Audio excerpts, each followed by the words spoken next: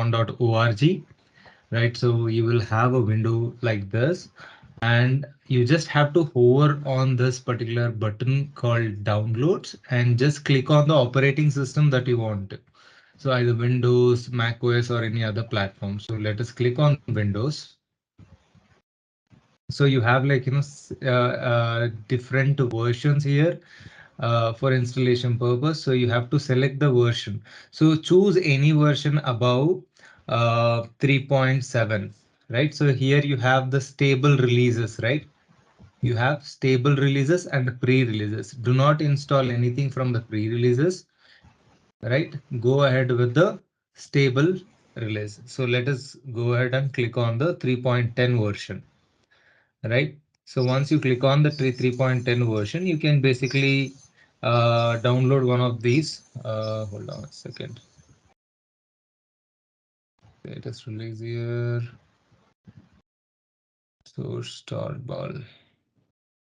One moment. So this is the source code. We don't want the source code. Okay, 3.11 is also stable. So you can install based on whether it is a 32-bit operating system or 64-bit, or is it a ARM64. There are three different variants. You can basically download. Can you guys tell me, like, what is the operating system that you guys are using? Is it 32-bit or 64-bit? ARM64 is like, if you have bought your laptop somewhere in the last 5-6 months, you might have ARM64. Otherwise, it is 64-bit or 32-bit. Which one do you guys have? 64-bit. Right. So based on your operating system, you have to select the appropriate version here. So I already have Python, so I'm not going to install it. But yeah, so you can just click on it, and it will basically download the the Python software for you. Right. So once you have it, you just have to double click on it. Right?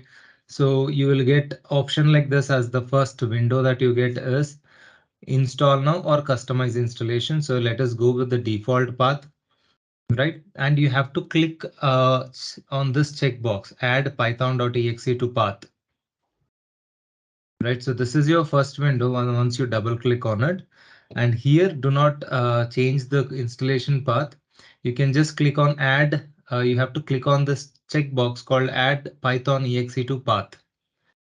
Right, so once you click on it, then later, okay, let me go through the screenshots.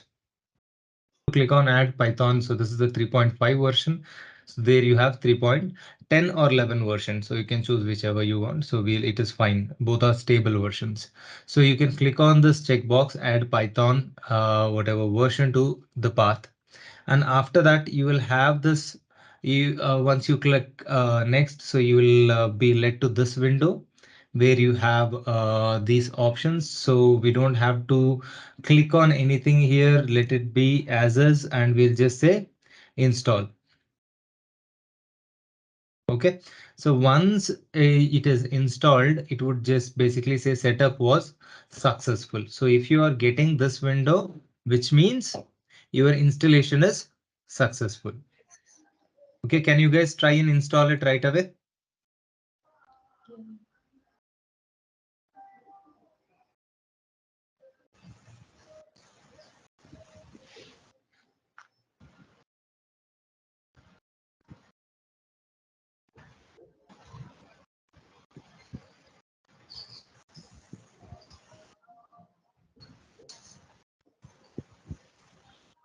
If you're not talking, kindly mute your mic, please.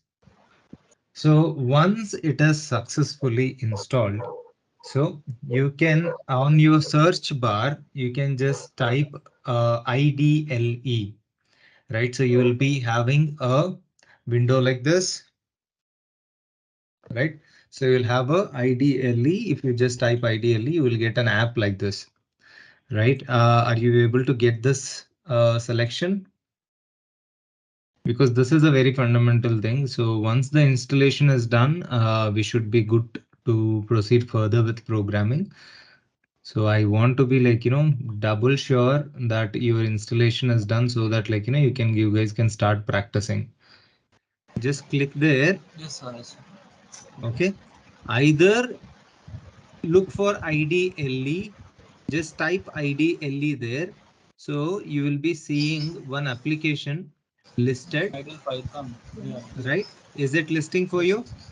Yeah. Yes, it's listed. Right. Click on it and open it. Yeah. Okay. Now if you are looking at my screen, it would have opened a shell like this, an application like this. Are you able to see it? Yeah. Yes, sir.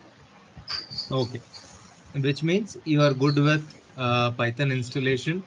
So we can start, we are good to start programming with Python.